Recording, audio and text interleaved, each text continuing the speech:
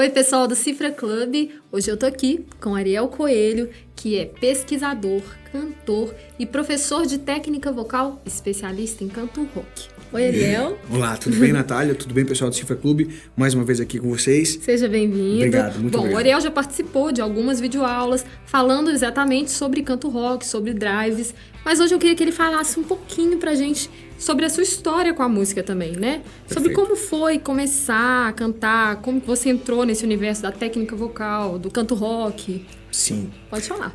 Bom, primeiro eu queria realmente agradecer o espaço de poder falar sobre essas coisas para os cantores que estão começando ou que já começaram a cantar e que estão cantando aí efetivamente.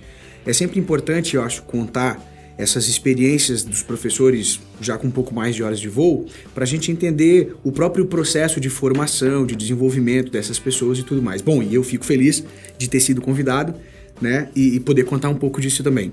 Bom, inicialmente eu preciso contar que eu não queria ser vocalista quando eu iniciei meu trabalho com música. É mesmo, Ariel? Eu não queria ser vocalista porque realmente isso não passava pela minha cabeça. Eu era para ser ou guitarrista ou tecladista. Inicialmente eu toquei teclado. Eu comecei os meus estudos tocando teclado e eu comecei bastante novo. Eu tive, vamos dizer assim, a sorte antropológica de nascer numa família bastante musical lá do sul, onde meu pai era músico profissional, minha mãe era maestrina de coral, meu avô era gaiteiro profissional, meus tios avós eram gaiteiros profissionais. Assim, eu vivi numa atmosfera muito, muito, muito musical e para nossa família, a música sempre foi algo muito presente no dia a dia. Então eu comecei a estudar música bastante cedo, eu tinha de 9 para 10 anos eu comecei a estudar teclado. Legal. E daí pra frente eu continuei estudando, então eu estudei teclado, aí depois me empolguei, fui estudar violão e guitarra, aí fui estudar baixo, meu pai era baixista, aí fui estudar bateria. Ah, então passou por vários instrumentos. E a última coisa que me ocorreu foi cantar. De repentemente, um belo dia, estou eu tocando, nesse momento eu estava sendo guitarrista.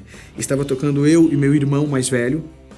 Ele era o vocalista da banda e baixista. Aí um belo dia, como eu era, antes de ser guitarrista, tecladista, eu cuidava dos arranjos vocais da banda, né? Digamos que eu estava em processo de treinamento dos meus ouvidos e eu conseguia identificar os diferentes intervalos e tudo mais, então eu ensaiava os backing vocals da banda e eu próprio fazia backing vocals para a banda. Um belo dia o meu irmão, acho que de tanto ouvir eu cantarolar por casa e tudo mais, no meio de um show, ele me chama e diz assim, gente, agora nós vamos ter um convidado especial aqui cantando. E ele me chamou assim, meu irmão, sério, cara? Daí ele me chamou, aí eu era guitarra. Exato, aí eu cantei uma musiquinha que eu sempre gostava de cantar e tudo mais. E ali eu tive um bom feedback da galera, eu era gurizão, tinha 13 anos nessa época, bem assim, 12, 13, acho que tinha um 12 na real. Aí tocando bem bonitinho, o pessoal, pá, que legal, acho que tu leva jeito.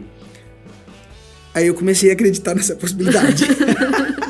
Aí resumindo, a partir daí dos 13 anos eu comecei a estudar efetivamente a voz, né, cantada, comecei a fazer aulinha, aquela coisa toda pra poder entender, então acho que dá pra ser cantor, e eu gostei, pensa, eu era gurizão, eu gostei de cantar, as menininhas todas, ai que legal, que bonitinho, eu era cabeludinho, acreditem, eu era cabeludinho, é sério. Que legal. E aí foi assim, eu comecei a cantar então com uns 12, 13 anos, a partir daí eu comecei a levar a sério a voz, por assim dizer, mas a sério eu quis dizer, comecei a cantar, a sério mesmo eu levei bem mais tarde.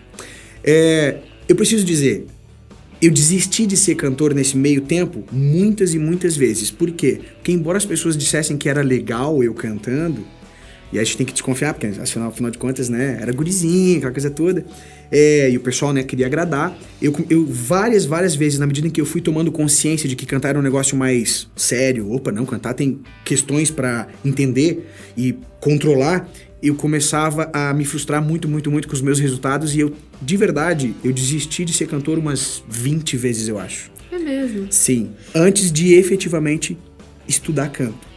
Depois que eu comecei a estudar canto, eu comecei a pensar na possibilidade de que não, se eu estudar seriamente, eu acho que eu consigo, exato. Essas dificuldades, elas existem não só para os cantores, né? Quando vai aprender um instrumento, a gente também precisa dedicar um tempo. A gente vai se deparar com músicas mais difíceis, sim, que vão exigir determinadas técnicas. E na técnica vocal não é diferente, né? Perfeito. No canto não é diferente. E na medida em que a banda evoluía, o repertório evoluía, e eu me pegava não dando conta, exatamente. Aí eu pensei, acho que não é para mim. Uhum. Aí eu comecei a estudar canto quando eu tinha uns, Logo em seguida, 13, 14 anos, eu comecei a estudar canto de verdade. Antes era empolgação, Aí eu fui para outra cidade estudar. Na cidade que eu morava não tinha aula, não tinha escola de música. Aí eu fui para outra cidade estudar e comecei a estudar canto. Como na época não tinha professores de canto popular, eu estudei com professores de canto erudito. Mas beleza, e é isso aí, tá valendo, né? Foi muito bom. Aí eu comecei a estudar. Ainda assim, eu tive dificuldades de conseguir encaixar o que o meu professor me ensinava no canto popular, porque eu cantava em banda de rock nessa época. Isso que eu ia te perguntar, o estilo que você cantava nessa época, mesmo estudando canto lírico, já era o rock? Já era rock, exatamente. Eu comecei pelo rock, depois eu fui cantar bailes, que foi muito importante. Sim. Mas começando pelo rock e estudando canto erudito, no primeiro momento eu não conseguia encaixar o resultado final que eu desejava, não conseguia encaixar. Aí resumindo, de novo eu tive piripaques e eu acho que não é pra mim, não tá funcionando. E eu achava que a culpa era minha mesmo, de verdade. Assim, não, eu não consigo encaixar. Sim. Eu não consigo desenvolver técnica vocal pra cantar. Acho que nessa hora que é importante o papel do professor mesmo, né? Porque a gente se depara com essas dificuldades técnicas de às vezes não conseguir fazer um determinado agudo, que eu acho que é uma dificuldade, que a grande maioria das pessoas tem mesmo, né? Sim. E nesse momento é que eu acho que a intervenção do professor é importante. Sem dúvida. E aproveitando a tua fala, o professor que esteja devidamente habilitado para aquele tipo de demanda. Ou seja, os meus professores de lá de canto erudito eram ótimos, claro que eram ótimos. Mas para a demanda que eu precisava, eles não tinham essas ferramentas didáticas. Então, por mais que eles estivessem muito bem intencionados, eles me ensinavam tudo que podiam e, sem dúvida nenhuma, me ajudaram a desenvolver questões técnicas. Mas para o canto rock em especial, eu ficava a ver navios e eles não tinham ferramentas para me oferecer. Sim, e isso é algo importante até de dizer para o pessoal, que é importante procurar um professor hoje, né? Sim. A gente tem professores que são especialistas em canto popular, Perfeito. Em canto rock, Perfeito. né? E é importante que procure o professor de acordo com a sua demanda, com o repertório que você vai cantar. Certamente. Essa diferença do canto lírico para o canto popular, né? Que antes as pessoas vinham, a grande maioria vieram de professores de canto lírico, pois a gente não tinha muitos professores de canto popular. Mas hoje a gente sabe que existe isso. Eu queria que você até falasse um pouquinho pra gente dessa diferença, de se procurar, dessa técnica mesmo, né? Que é uma curiosidade que a grande maioria das pessoas tem em relação ao canto popular e ao canto lírico, né? Ótimo. Bom, vou aproveitar a situação então histórica que eu próprio vivi, aproveitando, né, a oportunidade, e vou acabar falando então sobre essas diferenças do canto erudito e canto popular em termos de pedagogia e o que hoje nós temos. Vou me tomar como um boneco exemplo aqui na história. Exatamente como não tinham professores de canto popular formados em canto popular, preparados para canto popular, eu e mais uma pá de cantores dessa época, nós não tínhamos professores de canto popular. Certo? O canto erudito, ele foi desenvolvido, a pedagogia do canto erudito foi desenvolvida para ensinar cantores eruditos a cantar música erudita, com técnica de canto erudito. Só que historicamente, em algum momento da história, nós acabamos entendendo como técnica vocal, como sinônimo de técnica vocal, o próprio conjunto de técnicas do canto erudito. Então chegou um momento da história que a gente dizia assim, você quer cantar simplesmente, cantar bem? Você tem que estudar esse tipo de técnica, que seria a técnica do canto erudito. Claro que eu tô falando de modo bem exagerado, sim, mas aconteceu isso sim. Então veja, naquela época eu não tinha professores de canto popular. O que aconteceu comigo e mais uma pá de cantores populares que queriam, no final das contas, se especializar nisso? A gente teve que, na prática, tentar adaptar coisas do canto erudito para o canto popular. E na empiria, tentar se virar nos 30, até aparecerem os primeiros professores de canto popular com experiência efetiva para nos ajudar. Nem que fosse, nessa época, experiência empírica, experiência de eu sou cantor e canto há 50 anos, canto popular. Opa, então o cara pode me ajudar em alguma coisa. De fato, quando eu entrei na sequência, eu entrei em bandas de baile. Lá no sul do Brasil é muito comum bandas de baile que tocam tudo na mesma noite, Tunico, Tinoco e Sepultura. Sim. E os vocalistas têm que se virar nos 30, né? Tem que cantar. Aí eu tive, de novo, a sorte antropológica de me convidarem para entrar numa banda, e a banda já era profissional. Eu entrei, a banda já tinha discos gravados, na época vinil, né? Aí eu gravei o meu primeiro vinil com 14 anos. 14 anos. Eu tive uma sorte antropológica. Os caras gostaram de mim, eu era boa pinta, bonitinho, nhenhenhé. Esse garotinho... Cabelo grande. cabeludinho. Esse garotinho é legal. Aí eles me convidaram. Aí eu entrei na banda. E a partir desse momento da banda de baile, onde eu comecei a literalmente me experimentar na empiria, e diga-se de passagem, os meus professores de canto popular da época foram os cantores de baile com os quais eu convivi, e eu ficava observando eles e eles me dando toque. Não, porque aqui eu faço assim, porque aqui eu faço assim. Não, aqui eu como gengibre, aqui eu tomo cunhaque. Aqueles ditados antigos, né? E eles foram mostrando as suas experiências, e nesse meio tempo eu estudava canto. Aí eu começava a cruzar o que um dizia, o professor profissional dizia, e que os professores cantores populares diziam. E eu ficava observando. Em resumo, no canto popular, isso eu tô me usando apenas como um boneco exemplo, aconteceu essa problemática de nós não termos professores de canto popular, porque nós não tínhamos formação específica para esses cantores populares se tornarem professores de canto popular. E aí, a partir dos anos 90, mais ou menos, década de 90, eu próprio já estava mais maduro, já tinha estudado canto há algum tempo, comecei a me interessar por pesquisas efetivas de canto. A essa altura do campeonato eu já estava quase entrando na universidade, eu estava naquela idade de empolgação ali, e aí quando eu entrei na universidade, de fato, eu me formei em psicologia, em termos de graduação. Na graduação de psicologia, começou a me chamar a atenção essas problemáticas de voz profissional cantada, pelo menos do ponto de vista da ciência. Eu comecei a observar o que era normal no sentido de que eu, sendo cantor, tendo passado por estudos de canto erudito e tendo, naquele momento, começado a fazer faculdade de psicologia, a psicologia me puxou a orelha pra... Peraí, o que vocês fazem lá no canto é científico? Enfim, eu tenho uma paixão pela ciência particular, então eu sou suspeito. E aí eu comecei a observar que, de fato, o que nós fazíamos era um tanto quanto empírico e, particularmente falando de canto popular, era completamente empírico. Nós não tínhamos diretrizes científicas, nós não tínhamos leis científicas que nos regessem em termos de isso pode porque daí acontece aquilo, isso não pode porque acontece... Não, era vai fazendo e vamos ver o que acontece. Muitos se deram bem do ponto de vista muscular laríngeo, não tiveram problemas, mas muitos, nós sabemos isso na história do canto popular, se arrombaram.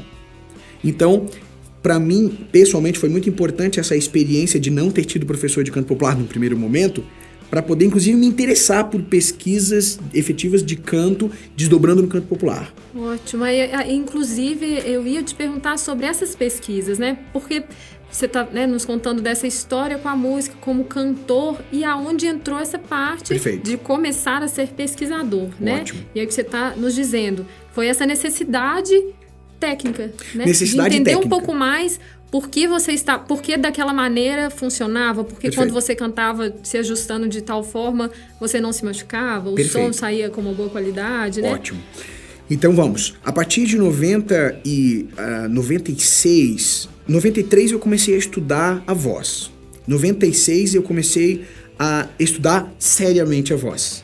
96 eu comecei a pesquisar, a fazer pesquisas, claro, dentro das ferramentas que eram possíveis na época e com as minhas possibilidades na época também, eu comecei a estudar a voz seriamente em 96. Então, mesmo sendo cantor, eu comecei, o que é muito comum no nosso país, eu me tornei professor. Inicialmente, eu preciso dizer isso, eu me tornei professor de canto e era assumidamente canto para iniciantes que não têm nenhuma ideia do que seja cantar. Eu era um professor de musicalização pela voz. E mais ainda, eu tomei essa decisão na época porque na cidade onde eu morava de origem, e eu estudava em outras cidades, pela experiência da banda de baile eu conseguia rodar os estados, acabou que na minha cidade de origem não tinha nem professores de música.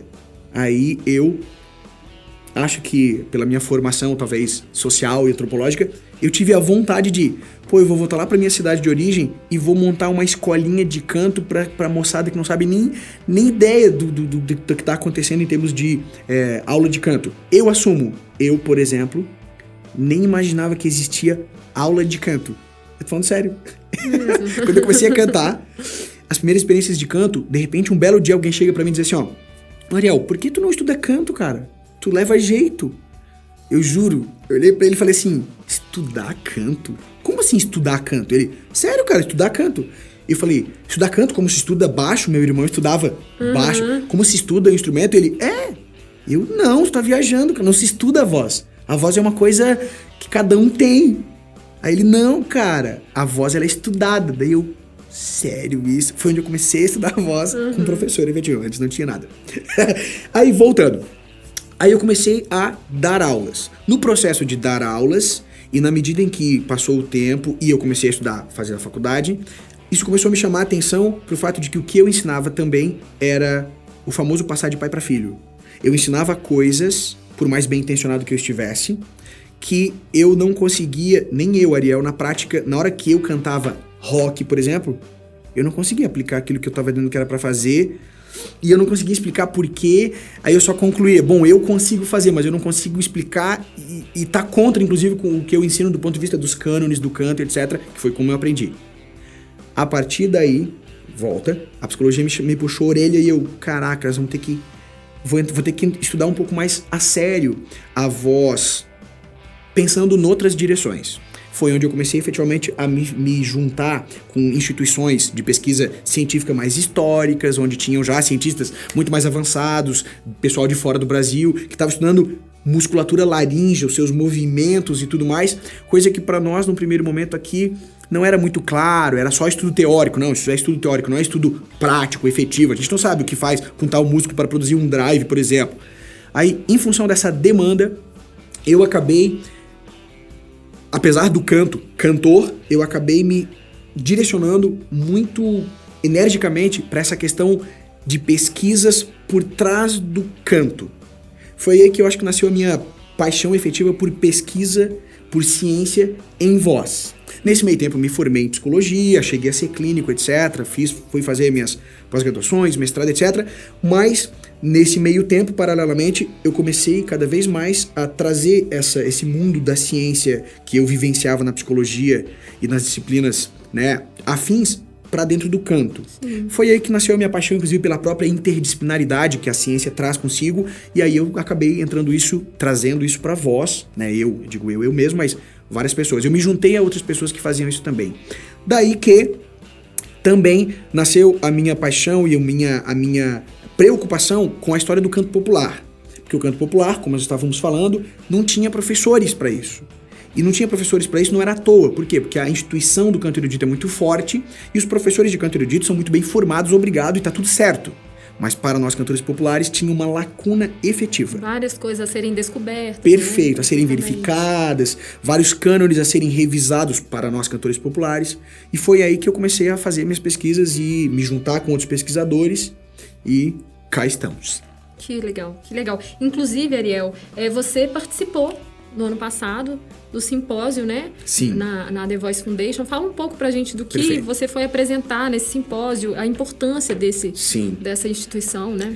Bom, a The Voice Foundation é uma das instituições mais antigas, mais tradicionais e mais respeitadas de ciência vocal, ou seja, junta vários pesquisadores de várias áreas que se interessam pelo fenômeno voz e seus desdobramentos possíveis, e junta do mundo inteiro, né? Essa instituição fica na Filadélfia, nos Estados Unidos, e acabou que, em função das pesquisas que eu fui fazendo ao longo desses anos, desde a década de 90, eu acabei me encorajando e mandando parte dessas pesquisas para lá.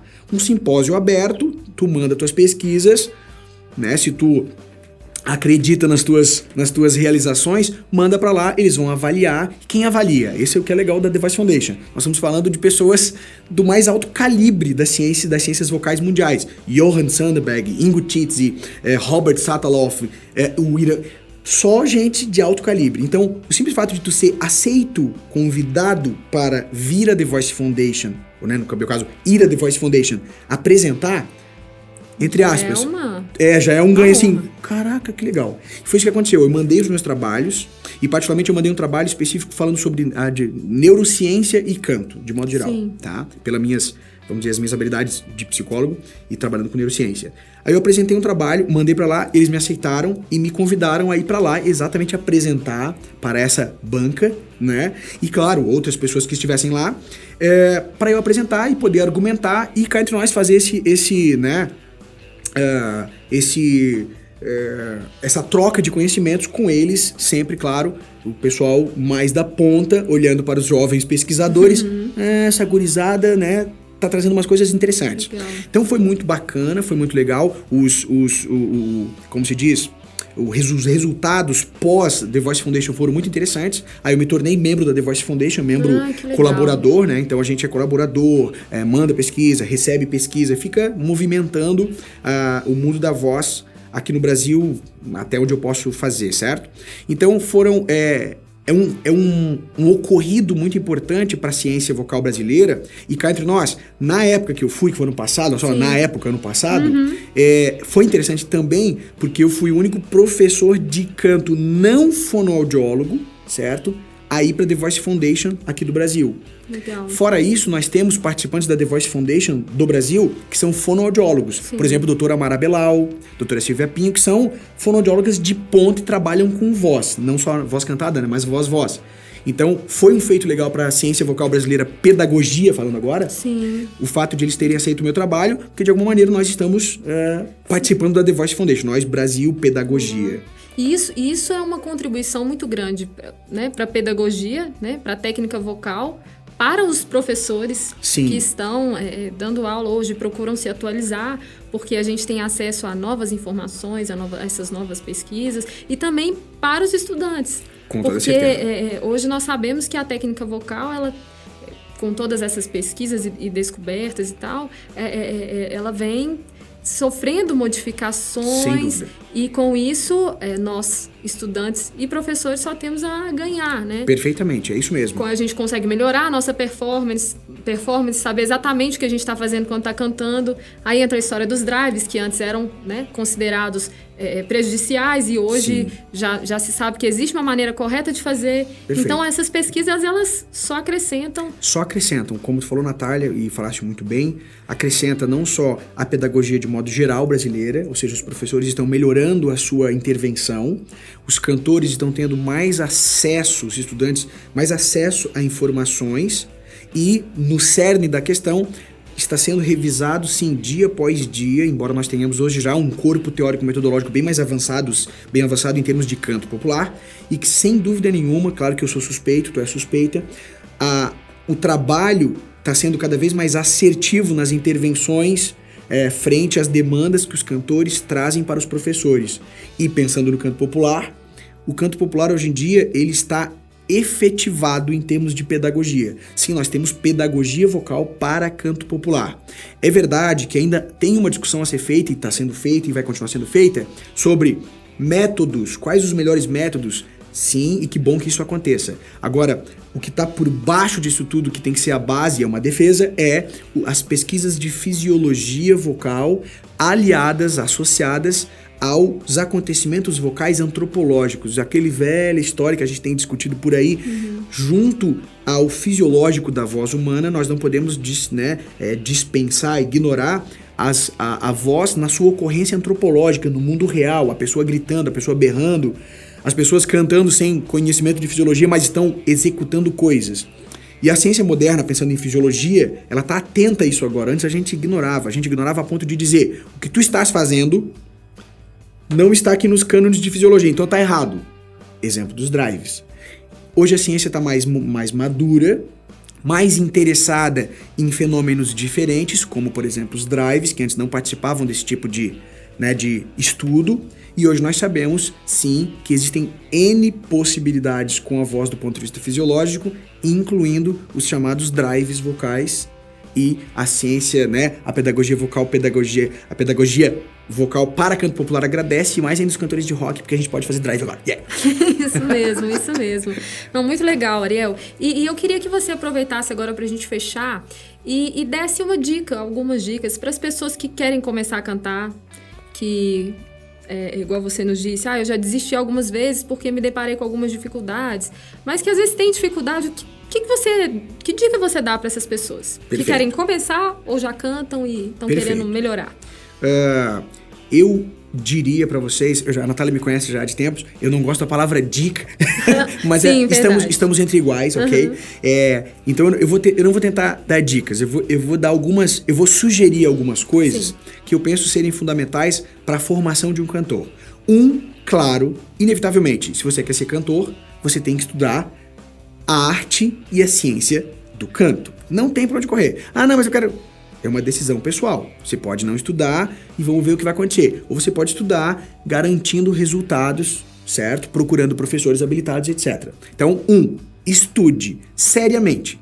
Não finge que está estudando. Estude de fato. Não finge que está estudando técnica vocal, fazendo uma vez por dia, deu, e à noite eu vou cantar e não deu certo. Claro que não deu certo. Você não está estudando. Estudar é mais sério. É estudar com o auxílio do professor, cada músculo, cada movimento, cada arranjo, cada resultado sonoro, juntando um resultado sonoro com o outro, montando os esquemas, montando a dinâmica que é própria do canto. Então é estudar canto de verdade, seriamente. Sim. 2. Se você quer ser um cantor, se você já é um cantor, mas quer melhorar a sua performance enquanto cantor e enquanto músico, aproveitando a última fala, nós somos músicos, um cantor é músico. Ele precisa dominar teórico e praticamente a linguagem musical. Nós temos cantores sem ritmo, não entendem de harmonia, se viram nos 30 do ponto de vista melódico. Então, musicalizem-se, nós precisamos nos musicalizar. Isso é fato, é um fato. Quanto mais musical é um cantor, quanto mais ele conhece linguagem musical, ele toca, ele é multi-instrumentista, ele vive a música não só pela sua voz, mais resultados interessantes ele tem do ponto de vista da sua performance enquanto cantor. Portanto. Isso é um fato. Peguem os grandes vocalistas da história, claro que sempre tem exceções, é óbvio que sempre tem exceções, mas a gente precisa estudar bem certinho a antropologia por trás disso. Peguem os grandes cantores da nossa história, todos eles em algum momento tocaram alguma coisa. Eles são instrumentistas também. Então, musicalizem-se. 3, que volta para o primeiro. Ao estudar canto, não pensa só em estudar a questão da prática técnica do arranjo que você quer. Por exemplo, drive X. Estude seriamente o que tem por trás do canto, as bases. Pensa, sim, em questões de saúde vocal, que você tem que se cuidar, não adianta, não tem pra onde correr. Tem que se cuidar para cuidar do seu instrumento, para você poder, inclusive, estudar canto e ter os resultados. Não adianta eu estudar canto sem me cuidar de modo geral e não ter os resultados porque eu não tô me cuidando. Eu não tô cuidando do meu instrumento. É o guitarrista que quer tocar guitarra, mas não cuida da corda e arrebentou a corda. Você não consegue tocar mais. Não, mas eu tenho uma técnica. Beleza, você tem técnica, não tem corda. Tocar. Então, cuidemos-nos, levemos a sério essas questões de eu preciso me cuidar de modo mais amplo, estude seriamente canto, técnica vocal e musicalize-se. E claro, pratique o canto. Eu vejo as pessoas estudando canto, mas não praticando canto, certo? Até nós temos alguma culpa no cartório, às vezes, eu digo na história, né? Nós professores, às vezes, não incentivamos muito as pessoas a cantarem todo dia. A gente já chegou a dizer, não cante todo dia, porque senão você vai cansar a sua musculatura. Canta todo dia, canta todo dia. Não precisa cantar todo dia Slipknot. Isso, escolhe um repertório para cantar todo dia. Não, um dia eu pego pesado, um dia eu pego mais leve, um dia eu radicalizo com o exercício, depois canto. Tenha uma dinâmica de canto. Se puder, tenha uma banda. Ah, se não tem banda, faz karaokê. Ah, mas eu não sei o quê. Vai pro estúdio, marca uma hora de estúdio, vai lá, liga um karaokê. Hoje nós temos YouTube, temos um monte de canais de karaokê. Canta. E tem karaokês de qualidade, sim, de som tocando de verdade. Cante muito. Pra você ter laboratório, pra você ter um momento de... Não funcionou aqui. Parei, vou estudar de novo a técnica vocal. Colocar em prática até mesmo o que é treinado no exercício, né? Porque também não adianta ficar somente fazendo exercício e não colocar isso nas músicas. E não colocar em prática, porque não funciona, exatamente. Vai parecer eu estudando, com todo respeito, canto erudito e tentando cantar rock e não funcionava. Ou seja, não conseguia praticar o que eu estudava. Ótimo. É isso. Ótimas sugestões, Ariel. Muito obrigada mais uma vez pela presença. Está convidada a voltar sempre que quiser. Ótimo. Obrigado mais uma vez, então, Natália. Obrigado, Cifra Clube. Parabéns pelo canal. Eu tenho certeza que ajuda muita gente, Brasil afora. Parabéns de verdade. Conte comigo sempre que necessário estarei aqui. Obrigada. Okay? É isso aí, pessoal. Um abraço e até a próxima.